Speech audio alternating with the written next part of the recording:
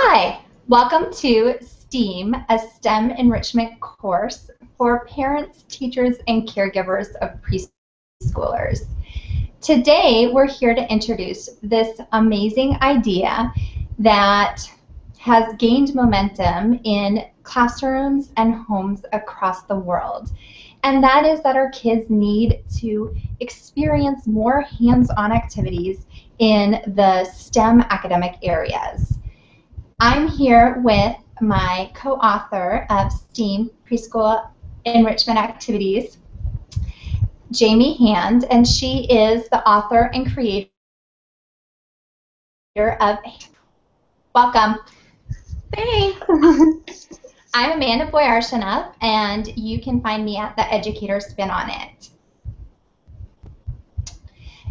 So, Jamie, did you want to touch base on why we added art to STEM careers and academics? Sure. Well, like Amanda said, my name is Jamie Hand, and I am actually a certified art instructor. I've taught grades preschool through high school, and I've done it in the classroom and online, so there's a wide variety of ways students can learn. And what I've seen in today's classroom is that our students don't necessarily get a whole lot of time to be creative, think, and come up with new ideas. And I, not only as an art teacher, but as a parent, feel that this is an important element that our students need today. And by incorporating art along with core curriculum such as science, even with technology and engineering, it all comes together to help develop and become a creative thinker, which is very important, especially in our young learners. I totally agree. So really, when we started writing our book, we were talking about how we want our kids to experience science through hands-on explorations and experiments. And we wanted our children to experience engineering through designing their own projects to solve problems and building and creating with their own hands and using their minds. And we wanted them to experience math by solving problems and working with numbers and counting out concrete objects. And we wanted them to experience technology that was interactive. And so they weren't just watching a technology, they were interacting with it and creating things to enrich their academics. So our book included art, but it also focuses on activities parents and teachers can do with science, technology, engineering, art, and mathematics. Now, today we're going to talk about science because it's one of my favorite and I think one of the easiest ways to integrate into your daily life. I brought with me a science prop box, and we actually have one of those big storage kids' toy units. They come in either their primary colors. I think you can get them at some of the big box stores. But what we did is instead of using it for toys, we have it more for learning. And so in my science box, and I have this like on the top shelf, and it's available to the kids all the time. In my science box, I just have like science cards with animal facts. I have a magnet, and we have gone over rules on what you can do and cannot do with it, because I know you have to watch kids with magnets. We have a compass.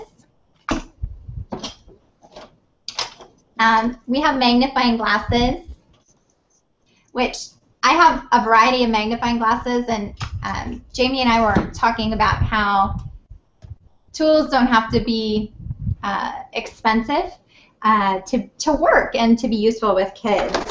I actually found this a real stethoscope at a garage sale for $1. And of course, I have lots of rocks in my bin.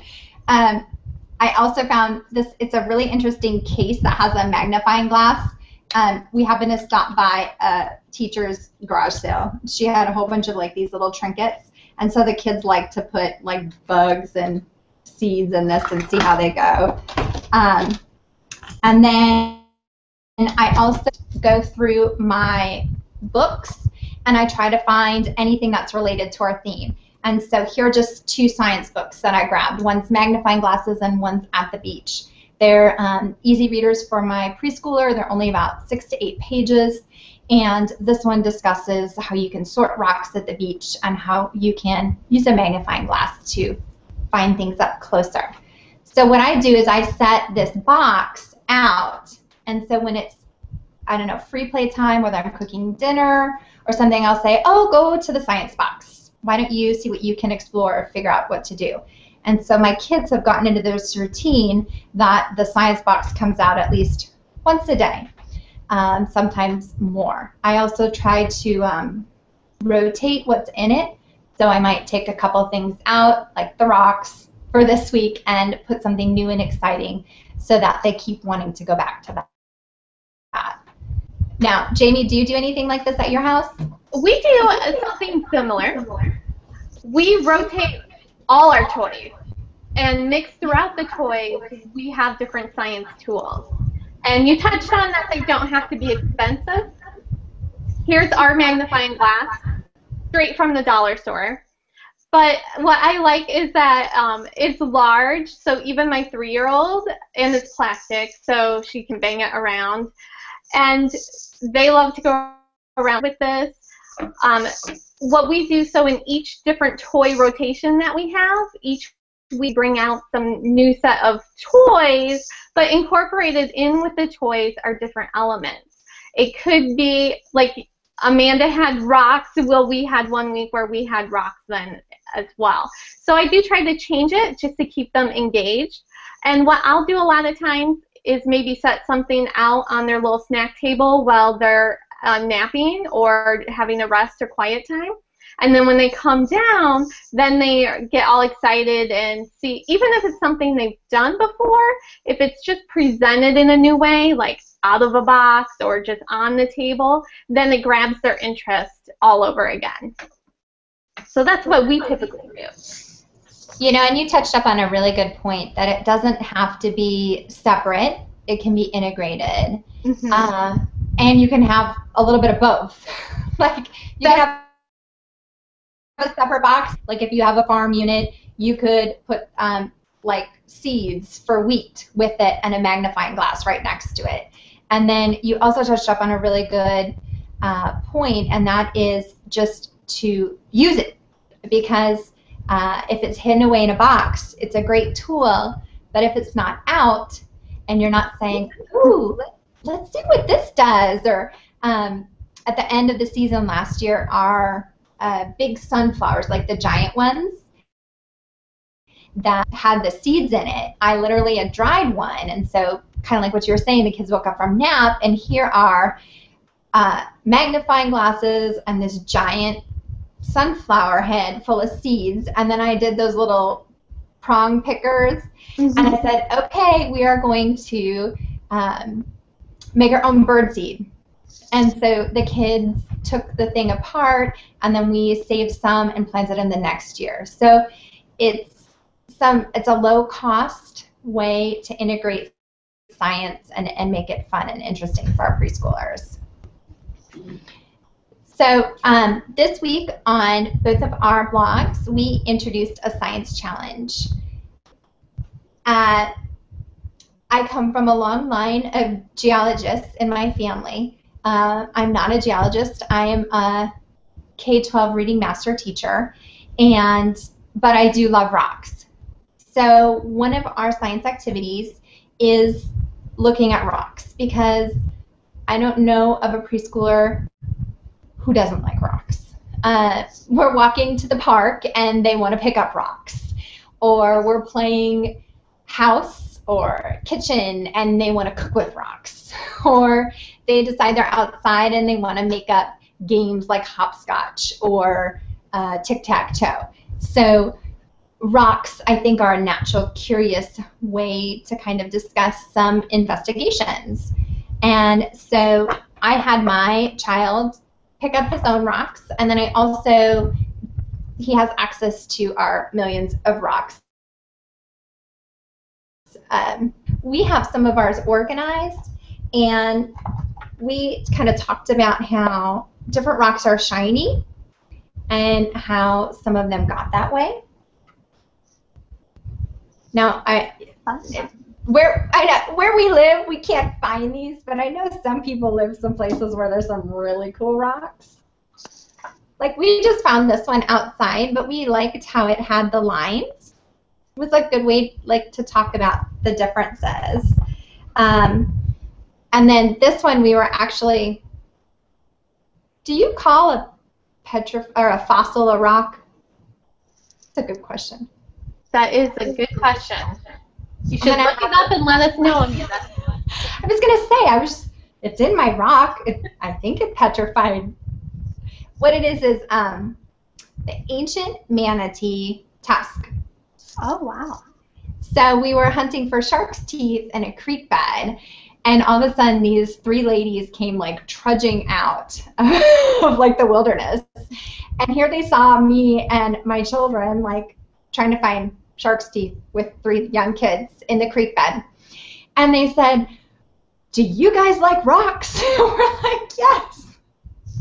And so they pulled this out of their like little pouch, and they were telling us all about how they found it, and it was such a cool treasure. And then they gave it to us. And wow, how cool is that? I know, like, what a way to get kids excited about science. So of course we had to come home and look at the ancient manatees and how long ago they lived, and talked about like the purpose and how they got here and how we can still hold this in our hands today. So, well, and that's such a good point. You find something they're interested in and take that and extend it. Research it, look it up together, find photographs if you don't have them, the actual item accessible, and that's how you can stretch out that knowledge.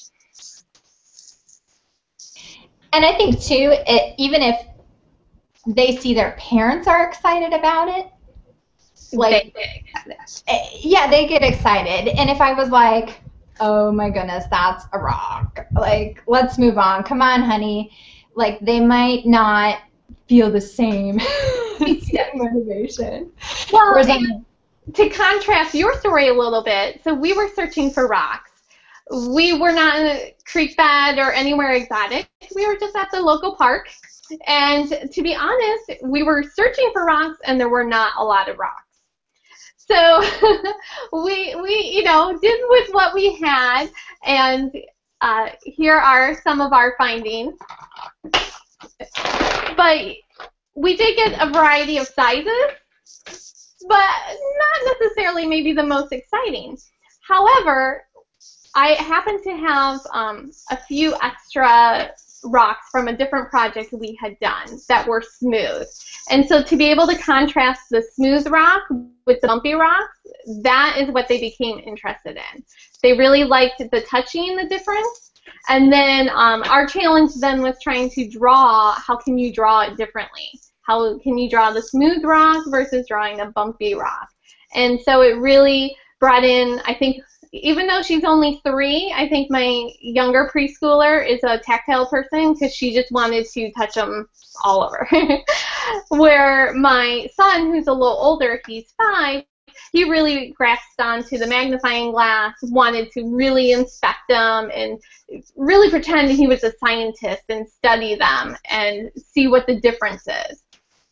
And so if you can't find exciting rocks, one way, like you said, to make it exciting is to say, what are some of the differences between them? And it's more of a challenge than if they are a little more similar, what they can come up with. So if I'm just going to look at our bumpy ones, even though they're quite similar, we looked at the shape of them, the size of them, the different color variations, and all of that is well appropriate for the preschool level.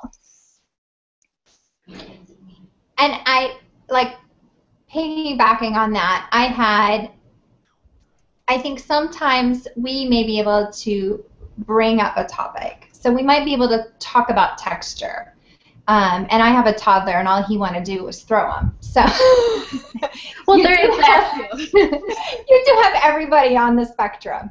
But what you can do is you might introduce those words like texture and provide examples and non-examples for them at this age. And then maybe in a half a year, when you're talking about that again with a different project, they'll have that stored back in their memory, and they'll be like, oh, I think I remember that, and they'll be a little more interactive with it. And so I think part of preschool science experiences is touching it, but it's also that one-on-one adult vocabulary immediate feedback. Like, yeah. Oh, is this shiny? No, that's not shiny, that's dull.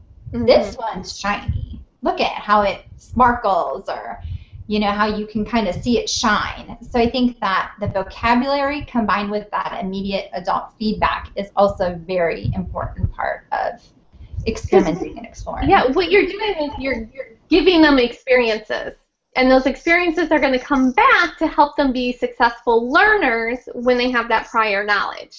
So a perfect example of this, so we were talking about smooth and bumpy, and then about a couple days later, my 3-year-old was throwing a little tantrum on the floor, and the kitchen floor, and she was kind of rubbing the tile, and then out of nowhere, she stops crying and goes, Mom, this tile is smooth. So, here she is in the middle of a tantrum, but she pulled out the word that we had just talked about. So if you don't think that they're getting it at that moment, that's okay. Just keep working with them, and if you use those words even casually in your conversations, you'll be surprised that when they do use them appropriately, kind of catches you off guard. Because I was like, oh yeah, the tile is smooth. Okay, so let's get up off the tile. Yeah. Oh, and here's a rock to throw. Oh wait. Well, if that's the case, you may want to go outside with the rocks. Yeah, why don't you go outside and look for some more rocks? Well, you were telling me about how your kids found very similar rocks. Immediately in my head, I was thinking, oh my goodness, what could I do as some activities like extensions? So the actual investigation that we suggested parents to do is to go out with your children, collect rocks, look at them, examine them, talk about those differences, use those vocabulary words, and draw one of the rocks. As I was looking at your 2 white rocks, I was thinking, oh, those would look cool in Play-Doh. So I was thinking I could have the kids roll a flat pancake of Play-Doh and have them roll each rock in the Play-Doh to see the texture and then compare the impressions they made in the Play-Doh. I love that extension, and I think we may do that tomorrow. So. Well, and then you could even, after you did that, you could be totally creative and make a little rock family, because you could give hats and feet to your little rocks. Mm-hmm. Tying in that art. Well, and that's the thing, and it's all about anything you can do hands-on to let them touch and let them feel. You feel the rocks, and then with the Play-Doh. And then, or you could use the air-dry clay, make the impression, and then you have a kind of a mold then of the rock, too, that you could push Play-Doh in. So, it's all about that texture, that hands-on, that helps keep them engaged and wanting and being curious. Yeah, and then I was like, okay, what else could we do? We could probably get our kitchen scale out. We could weigh them, because my son is all about seeing the numbers blink. We have one of those digital scales, and then we have one that you can like turn. Mm-hmm. And so it works with this. The kitchen scale works with smaller items, so we can weigh them. Isn't there even, I'm not a scientist, but isn't there a way you can like do a scratch test? There is. I don't know about that. Well, that's what I was saying. We have to go to the library and pick up even more books, and then we could use like guides to maybe help us figure out what kind of rocks we have, and that kind of connects literacy in with that science. I mean, there's so many possibilities. Well, and even you were talking about scales, I'm picturing a balance scale too, and you don't have to necessarily have the high-tech scientific in the lab ones, but you can easily make something that, with string and cups that balances, and how many small rocks does it take to balance out the big rock, and comparing the sizes and weight then as well. See, we just need to hang out every day and come up with ideas what we're going to do next week or tomorrow for science, because I'm like, oh, I want to make a scale now too. Well, and I think this is as a parent, part of the problem is, okay, these are great, these are wonderful ideas, but how do I make the time with my child? And it comes with planning. And just to give a brief example of what I do meal planning. So I'll plan my meals for the week, but then I also plan our one kind of investigative activity as well. And that way, if I need a material, I'll even write it in with my grocery list, and it's one trip to the store. Because I have 3 kids, I'm not going out to the store more than I have to. So, yeah, so one trip to the store. But it's just kind of doing a plan ahead, and it doesn't have to be a big thing. Like, if you're going to plan this activity to go do rocks, you could be one afternoon, it's go find the rocks. Next afternoon, okay, I know I'm just going to put them out. We're going to compare and contrast. And maybe the next day, you do a scale and balance, or a balance scale or something that you have at home.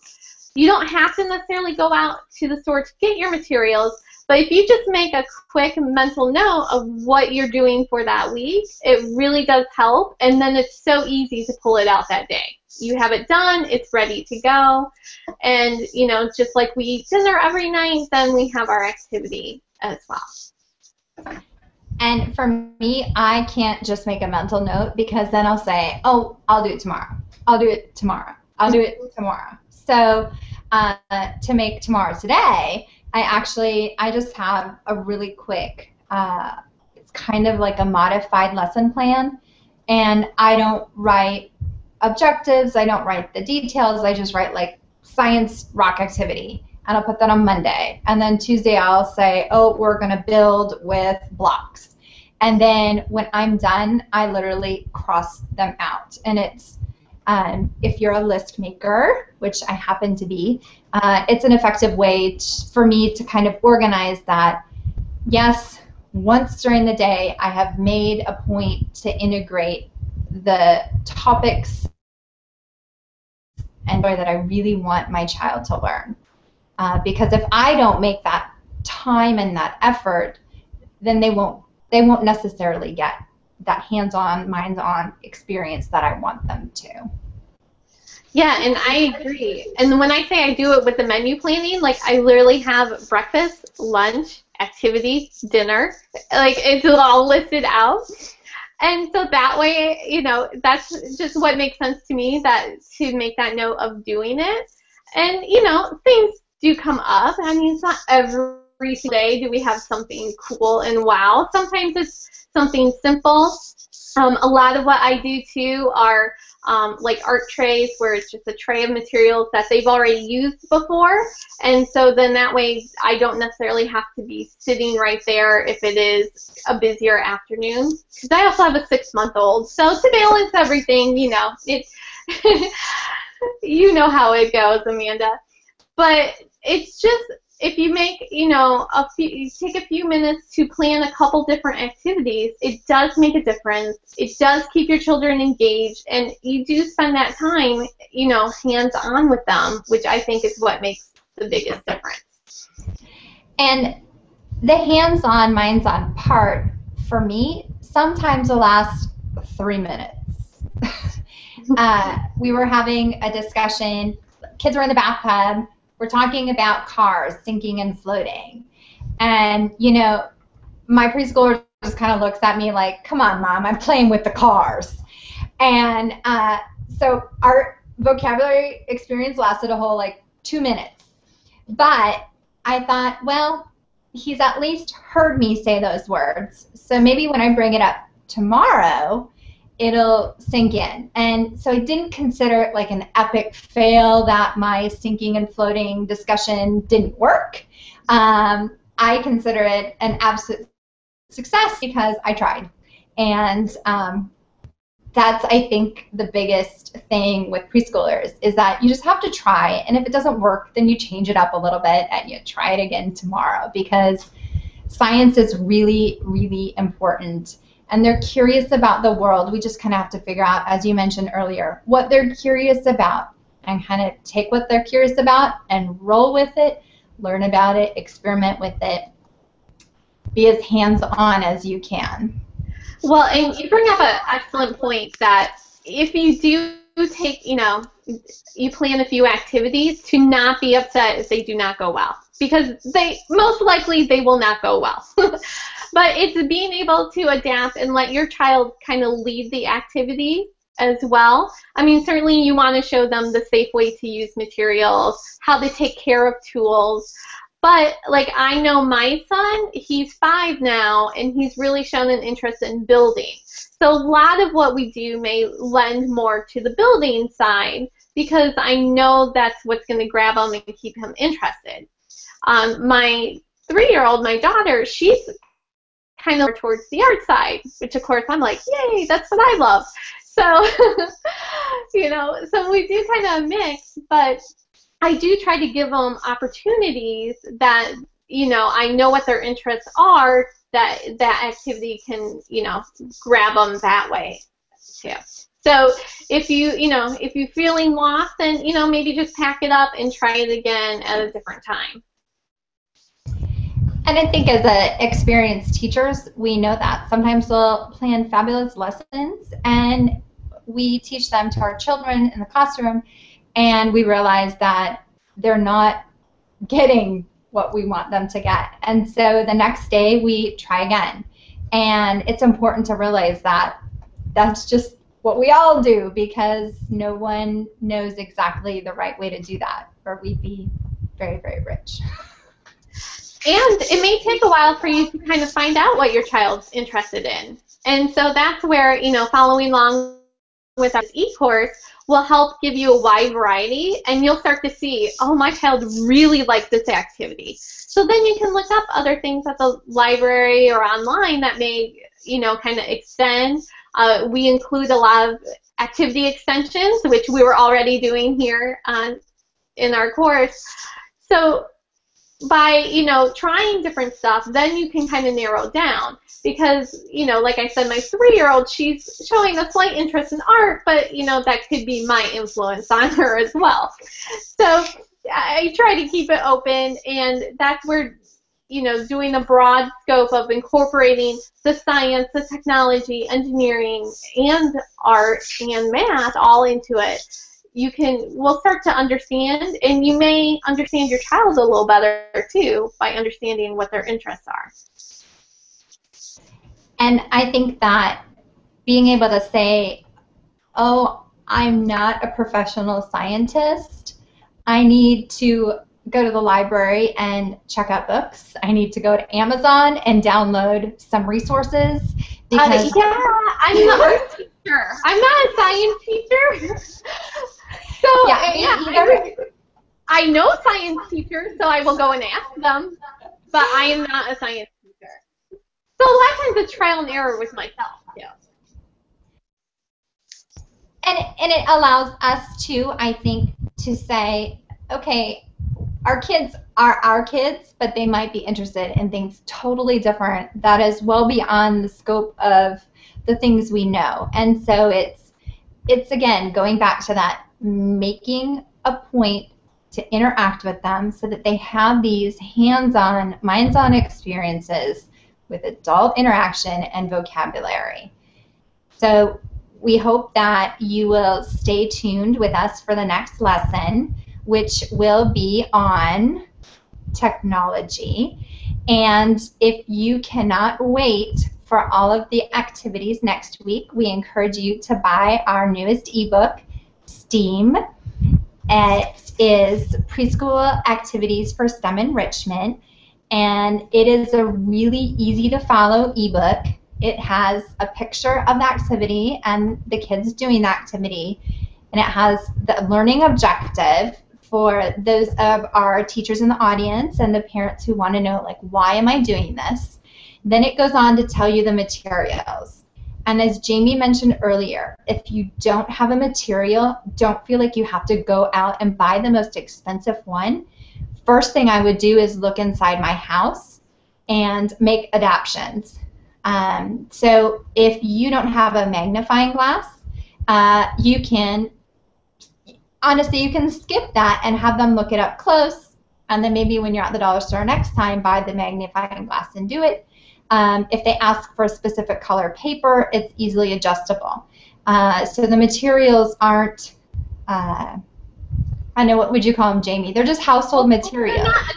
It's not a necessary item. You can substitute, and if you're really having questions about it, then send us a message or leave a message on the event page, and we'll answer, and we can give you a suggestion of what to do. It's not about having the right materials. It's just more about the activity. And a lot of the activities, in fact, all of them, I would say, we did try to keep them where they were household materials. As I said, we're teachers. We don't make a lot of money, and we're busy parents as well. And we know how time and how valuable that is, rather than having to go to the store every week to purchase some supply list. So take a look, see what you have. You may be surprised that that you have materials right in your own house to do a lot of the activities right at home. And then we did make sure to include a lot of activity extensions. And these activity extensions, if it's a science lesson, might include art or literacy or ideas on ways to enrich or extend the lesson on another day. So we will include links to purchasing those here as well. Our next challenge is going to be posted on Handmade Kid Art and the Educator Spin on it next Friday. So we hope to see you there. Bye. Bye.